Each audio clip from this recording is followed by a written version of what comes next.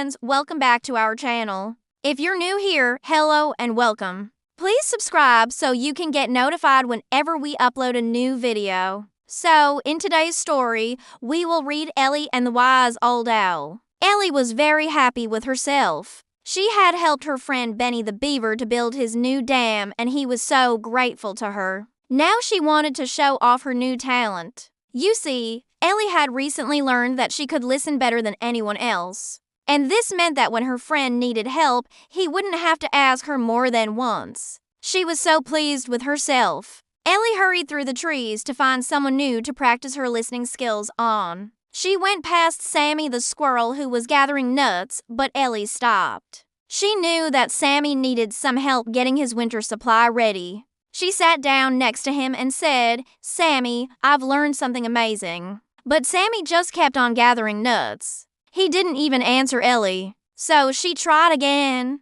"I've learned something amazing," she repeated louder. Sammy sighed and said, "What is it, Ellie? Can't you see I'm busy?" Ellie frowned. She thought Sammy was being rude and she stomped her foot. "I'll show you," she said. And she ran away. A little further on, she met Billy the Blue Jay and she told him, "Billy, I've learned something amazing." Billy was painting his nest and he said, "I don't have time to listen now, Ellie. Ask me later." He went on painting. And Ellie felt angry and misunderstood. She wanted to show everyone how good her listening skills were, but they all seemed too busy to talk to her. Then Ellie came across Harry the Hedgehog. He was digging a hole to get into his house. And Ellie thought, "Now's my chance."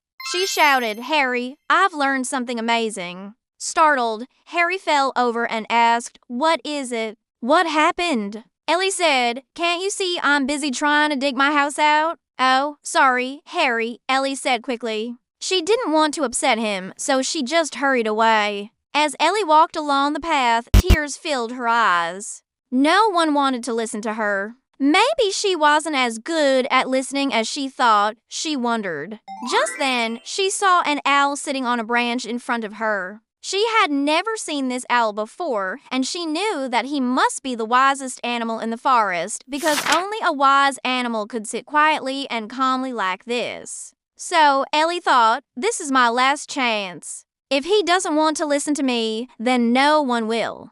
Taking a deep breath, Ellie said, "Wise old owl, I've learned something amazing." The owl turned his head slowly towards Ellie and said, "What is it, child?" Ellie beamed. Finally, someone wanted to listen. "I've learned that if you listen well, you know exactly what your friends need and want. And that makes them really happy." The owl nodded wisely. "That sounds good, Ellie. Tell me, how do you listen?" Ellie puffed out her chest.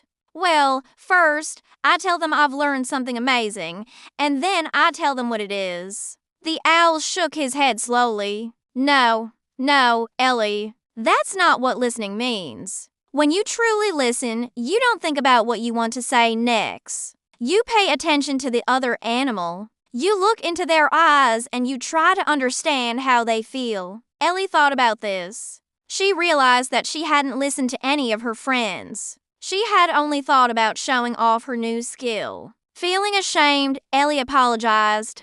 "I'm sorry, wise old owl. I haven't been listening to my friends. I've only been thinking about myself." The owl smiled kindly. "It's all right, Ellie. We all make mistakes. The important thing is to learn from them. Now, why don't you come back tomorrow and we'll practice real listening?" The next day, Ellie returned to see the wise old owl. "Today," he said, "I want you to listen to Sammy the squirrel. Look into his eyes and try to understand how he feels." Ellie nodded and went to see Sammy. He was gathering nuts, and Ellie sat down next to him. She looked into his eyes and noticed that he seemed tired and that he had gathered much less than usual. "How are you, Sammy?" she asked gently. Sammy jumped, startled by her sudden question. "Oh, Ellie, I don't know," he whispered, his voice cracking. "I feel sad. Winter is coming, and I don't think I've gathered enough nuts. I might go hungry."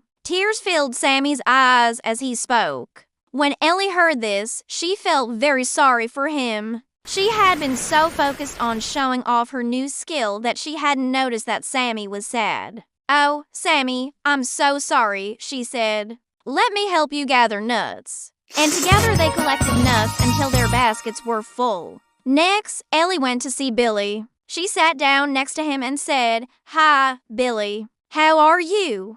Billy looked up from his nest. "I'm all right, Ellie. A little bored, though. I keep painting my nest, but it always looks the same." Ellie thought for a moment. "Well, maybe you want to decorate it with some nice twigs or colorful leaves. That would cheer you up, I think." Billy's eyes widened. "Oh, yes, that's a great idea. Ellie, thanks for listening to me." And Billy started picking out colorful twigs and leaves to decorate his nest. Then Ellie went to Harry the Hedgehog. "Harry, how are you?" she asked. Harry looked up from his hole. "Oh, hi, Ellie. To be honest, I'm feeling a little scared. It's almost winter, and I'm worried that my house isn't warm enough." "Don't worry, Harry," Ellie said. "We can collect some dry leaves and put them under your house. That will make it warmer." "Oh, thank you, Ellie," said Harry. "You're a true friend." From that day on, Ellie was known throughout the forest as the best listener of all. She had made so many friends because she paid attention to them and to how they felt. She used her listening skills to help her friends, and they loved her for it. Once upon a time, there was a little elephant named Ellie who lived in a lush green forest. Ellie was kind and helpful, but she also had a big problem. She couldn't control her loud footsteps, which often scared away the forest animals. One day, Ellie decided to do something about it. She went to see a wise old turtle who lived by a calm and peaceful lake and asked for his help. The wise old turtle listened patiently to Ellie's problem and then gave her a special assignment. He asked her to spend a whole day by the lake and try to match the sound of her footsteps to the sounds of nature. Ellie was determined to succeed, so she sat down by the lake and began her task. At first, it was difficult. Ellie's footsteps were loud and echoed by the water, but she didn't give up. She took deep breaths, relaxed her body, and tried again, slowly but surely. Ellie began to hear a rhythm within the sounds of the birds, the wind, and the water. And she discovered that she could match the sound of her footsteps to these natural sounds. As the day went on, Ellie became more and more relaxed. She moved closer to the sounds, becoming one with the peaceful rhythm of the lake.